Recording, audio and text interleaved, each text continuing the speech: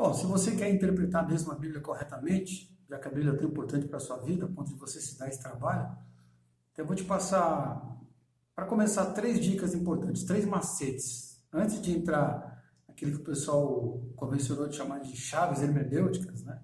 As ferramentas para poder interpretar corretamente a Bíblia, antes de eu te passar essas chaves, eu quero te dar umas dicas importantes, que são fundamentais, tanto quanto aquelas chaves que eu vou te ensinar depois. A primeira delas é você, obviamente, ficar bem familiarizado, você entender de ponta a ponta o texto que você está querendo interpretar. Não adianta você querer tirar uma interpretação correta de um texto, sendo que você nem lê o texto direito. Então você pega o texto e lê várias vezes aquele texto, várias vezes, até exaustão, né?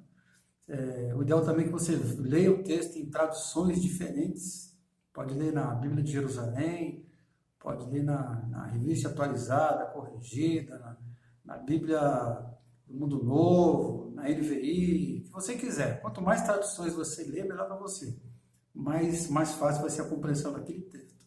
E dentro de cada tradução também tem o detalhe das versões, né? No caso da Revista Corrigida, que eu te falei, tem a Revista Corrigida, tem a Revista Atualizada, tem a tradução brasileira. Então você tem que ler várias traduções diferentes, e não só as traduções, mas também as versões diferentes. É bastante importante isso. Se você tiver a ferramenta linguística de poder ler em outro idioma, vai ler não só em português, mas vai ler em espanhol também, vai ler em inglês também, isso vai te ajudar bastante também. E, obviamente, claro, né, se você puder ler na língua original, que o texto foi escrito, melhor ainda. Está lendo um texto lá do Velho Testamento, se você conseguir ler em hebraico, excelente. Se puder ler em grego, melhor ainda também. Então, o primeiro macete é esse, antes de você interpretar realmente a Bíblia, começar a pensar em interpretar a Bíblia, você lê exaustivamente o texto, e de várias maneiras, para poder compreender já o geralzão do texto e meio que de cabeça saber do que está tratando o assunto, para poder facilitar a tua interpretação. E ainda, nesse primeiro macete, né, de você ler bastante a Bíblia, ler abundantemente o texto, também vale um detalhezinho que muita gente deixa passar batido, mas é muito importante, cara. E às vezes faz uma baita de uma diferença, né? Vou te dar um exemplo disso, do que eu estou falando. O livro de Tiago, por exemplo. Se você ler assim, o livro de Tiago direto, tá, primeiro capítulo até o último, você vai ler, você vai entender algumas coisas, tá, vai tocar o barco. Só que o Tiago é um livro danado, cara, porque você, por exemplo, capítulo 1, ele começa falando lá de provação e falando de paciência. Aí do nada, pá, ele pega e muda para sabedoria, começa a falar de sabedoria. Aí depois que ele está falando de sabedoria, ele começa a falar da língua. Aí acaba o capítulo 1. 3 assuntos, olha só. Aí ele vai para o capítulo 2.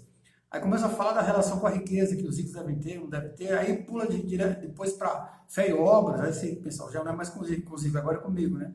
É fé e obra, mais fé do que obra, mais obra do que fé, não importa.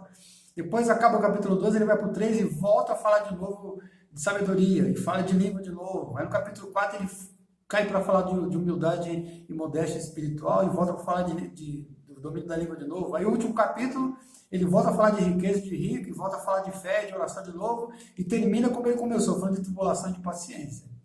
Então, se você perceber o que eu estou te falando, ele tem o mesmo assunto repetido várias vezes. Então, vale a ideia de você procurar entender, ou perceber esses blocos de assuntos e ler esses blocos juntos. Por exemplo, leia o livro inteiro de Tiago, já que eu peguei o Tiago como exemplo. Leia o livro inteiro. Depois que eu leio o livro inteiro, eu vejo quais são as partes, quais são os parágrafos, os trechos maiores, independente se começa num capítulo, termina no outro, não importa. Mas quais são os trechos que estão falando do mesmo assunto. O Tiago, por exemplo, tem lá 3 trechos que falam de sabedoria, então eu vou ler os 3. Tem 2 trechos lá que falam sobre nível, eu vou ler os 2. Está entendendo o que eu estou te falando? Então é importante você observar esse detalhe que muita gente não observa. É você ler não só os capítulos, né, mas você ler os parágrafos para pegar as ideias por completo. Então, você tem que se familiarizar, tem que ler o texto e ler de forma correta para começar a pensar em interpretar. O segundo macete está mais para uma postura sua como leitor, como intérprete, do que uma técnica propriamente dita. É você meio que se despir, né? Você se desnudar de algumas preconcepções que a gente tem quando a gente vai para a Bíblia. Não tem jeito, todo mundo que vai ler um trecho, ele pode não conhecer nada de Bíblia, mas quando ele chega no texto ali, ele já tem alguma coisa na cabeça dele, ou ele tem alguma ideia, ou uma preconcepção que vai fazer ele ter uma ideia já inclinada para uma tendenciosa para um lado. Então, é importante você se desvencilhar dessas preconcepções, ou até já pré-interpretações, né? Ou influências emocionais que você tem em cima daquele texto, ou influências culturais, seja as quais forem. Como dizia um professor meu, do passado, você precisa meio que tirar as lentes, né, para poder ler o texto corretamente, para poder interpretar a Bíblia corretamente. Né? Então, um exemplo simples, né? Vamos falar sobre salvação. Sei lá, se você for numa tradição pentecostal, por exemplo, você vai pensar, obviamente, na salvação da alma, né? Mas vai pensar muito mais na libertação das maldições, na libertação das trevas, batalha espiritual. Quer dizer, o foco da salvação é libertar o ser humano agora da luta espiritual que ele está travando. Claro, se é pentecostal, você tem que ter essa pegada, né? É o milagre, é a libertação, etc. Mas se você, por exemplo, for de uma igreja protestante tradicional, por exemplo, a igreja presbiteriana, e estiver pensando sobre o mesmo assunto, lendo o mesmo texto, que está falando sobre salvação, provavelmente a sua tendência cultural, religiosa, vai ser de pensar na salvação da alma, se o cara é escolhido por Deus, se ele não é, como é que vai ser no futuro, se Deus escolheu, se não escolheu.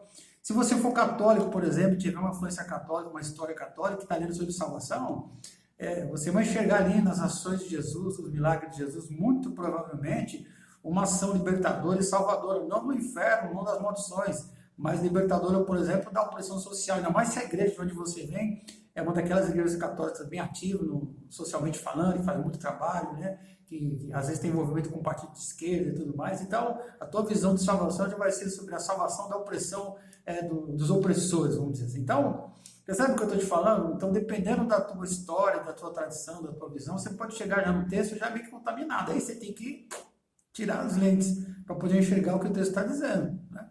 E aí, tem que estudar um pouco de teologia também, para poder tirar essas lentes. Porque às vezes você tem uma interpretação que você aprendeu desde pequeno, ou uma tendência de interpretar de uma maneira e aquilo está enraizado, e você interpreta dessa maneira por quê? Porque é só aquilo que você conhece.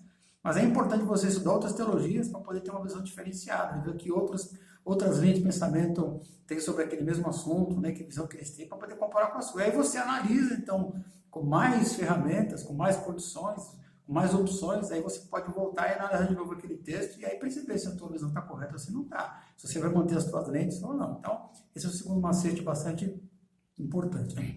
E o terceiro e último macete é você pensar sobre qual é o objetivo da interpretação da Bíblia. Você está interpretando a Bíblia para quê? Para colocar um sentimento, um pensamento seu lá dentro, colocar uma ideia sua, defender uma ideia sua? Ou você vai para a Bíblia com o coração aberto para que de alguma maneira Deus fale com você através da Escritura? Se esse segundo sentido for o seu sentido, então você tem tudo para poder dar certo. Essa questão de interpretar a palavra de Deus. Por quê? Porque você vai se abrir para que a Bíblia escreva em você, como já disse alguém, e não para que você escreva na Bíblia. Então, esse terceiro macete consiste em você ir para a Escritura com o objetivo de compreender realmente o que ela está dizendo. Em outras palavras, entender o que é que a pessoa que escreveu o texto tinha em mente quando escreveu aquilo. Porque o estudo da ciência ou a arte, ou as duas coisas da interpretação, é chamada pelos estudiosos de hermenêutica, só para você ter uma ideia. E a hermenêutica, ela nada mais é do que todas as técnicas, todas as manhas, todos os macetes para você interpretar a Bíblia, não de acordo com o que você pensa ou outra pessoa pensa, ou o seu sentimento, mas de acordo com aquilo que estava na cabeça da pessoa que escreveu. Pega o texto de João, por exemplo, lá, quando ele fala do verbo. No princípio era o verbo estava com Deus, e o verbo era Deus. Sei lá, a gente já ouviu tanto sobre o verbo e o tal do logos, que está na palavra no grego lá, mas será que tudo que a gente ouviu na igreja, ou estudando filosofia, ou conversando com algum amigo, será que, quando João escreveu, no princípio era o logos estava com Deus, e o logos era Deus, será que ele tinha o mesmo pensamento que eu? Ele estava pensando a mesma coisa? Então, a hermenêutica, ela tem... A palavra hermenêutica é uma referência ao deus Hermes, na mitologia grega. E o Hermes era um mensageiro dos deuses. Então, os deuses falavam, né? Ele transmitia a mensagem dos deuses para os homens. Então, o mensageiro é aquele que pega a mensagem de alguém e traz. Se você vai para a Bíblia fazer vai dar uma de Hermes, fazer uma hermenêutica, né? Então, eu não posso colocar o que eu quero, eu tenho que ver o que o mensageiro estava querendo dizer. O que Deus disse, e eu, como mensageiro, eu vou trazer para fora do texto. Então, você precisa entender que a hermenêutica essa coisa de você buscar o que estava na mente de quem escreveu, e não na mente das pessoas que interpretaram ao longo dos anos. Então, é o conjunto de todas essas manhas, todos esses macetes, todas essas técnicas, ou as chaves hermenêuticas, né, como a gente gosta de falar, para poder chegar até o lugar onde aquele que escreveu a Bíblia, os textos da Bíblia, estavam. O que é que eles tinham em mente quando escreveram? Essa é a ideia da hermenêutica. Então, se você quer participar dessa jornada, vem comigo. A gente vai se divertir um bocado. Deus abençoe. Te espero no próximo vídeo.